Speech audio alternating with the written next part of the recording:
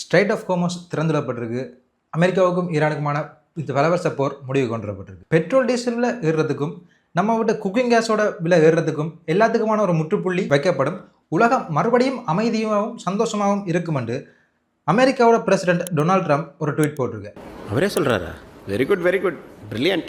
இதை first time ஈரானும் agree பண்ணி ஆமாம் இந்த போர் வார வெள்ளிக்கிழமையோட முடிவுக்கு கொண்டு வரப்பட போகுது என்று சொல்லி ஒரு அக்ரிமெண்ட் ஒன்று இப்போ தீர்மானிக்கப்பட்டு கொண்டிருக்குது. உலகத்துக்கே இது குட் நியூஸாக இருந்தாலும் ஒருத்தருக்கு இது பயங்கரமான ஒரு ஷோக்காக இருக்குது. உலகம் அமைதியை நோக்கி போகிறது ஒரு நாட்டுக்கு பயங்கர பிரச்சனையாக இருக்குது. இது எல்லாத்தையும் முழுசாக தெரிஞ்சு விடுறதுக்கு இந்த வீடியோவை ஃபுல்லாக பாருங்கள்.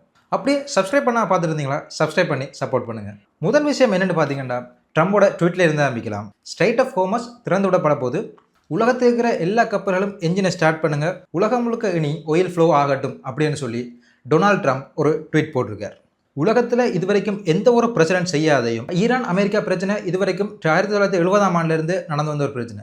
இந்த பிரச்சனையை முடிவு கொண்டு வந்தது நான் தான், கடவுளால் ஆசீர்வதிக்கப்பட்டு அனுப்பப்பட்ட தூதுவன் நான் தான் அப்படின்னு சொல்லி டொனால்ட் ட்ரம்ப் தன்னோட புகழ பாடக்கூடிய மாதிரி ஒரு போஸ்ட் போட்டிருக்கார். வர ஃப்ரைடே இந்த டீல் சைன் பண்ணப்படுமெண்டா இந்த ஸ்ட்ரைட் ஆஃப் ஹோர்முஸினோட இந்திய கப்பல், அமெரிக்கா கப்பல், ஈரான், பாகிஸ்தான் இருக்கிற உலகத்துக்கு மொத்த நாடுகளோட கப்பல்களும் போய் வரக்கூடிய மாதிரி இருக்கும்.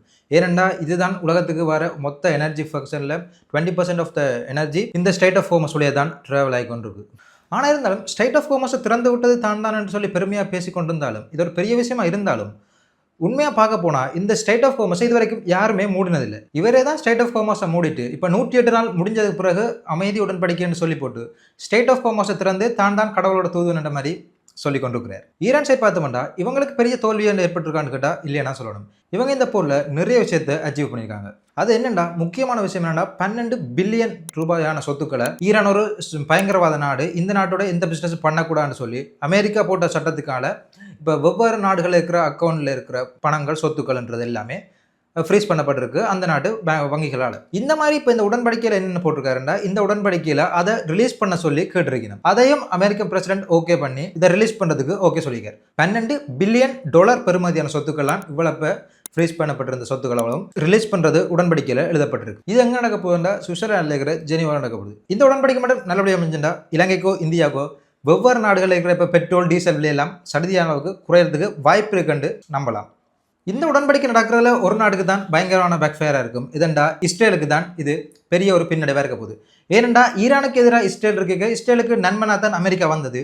இப்போ நான் இந்த உடன்படிக்கை முடிஞ்சுட்டேன்டா இஸ்ரேலுக்கும் அமெரிக்காவும் சேர்ந்து ஈரானை தாக்கி கொண்டு வந்த போரெல்லாம் முடிவு கொண்டு வரப்பட போகுது. இப்படி வந்துட்டா இஸ்ரேலுக்கு நடந்த இத்தனை நாள் நடந்த போரில் விளைவா இஸ்ரேலுக்கு எந்த ஒரு பயனும் இல்லைன்ற மாதிரி தான் முடிவு வரப்போகுது. ஏனெண்டா அமெரிக்கா பிரசிடென்ட் டொனால்ட் ட்ரம்புக்கு தான் இந்த போரை முடிவு கொண்டு வந்துன்ற ஒரு பேரொன்று கிடைக்க போகுது. அது மட்டும் இல்லாமல் ஈரானுக்கு 12 பில்லியன் டாலர் பெறுமதியான சொத்துக்கள் ஃப்ரீஸ் பண்ணி இந்த சொத்துக்களும் விடுவிக்கப்பட போகுது.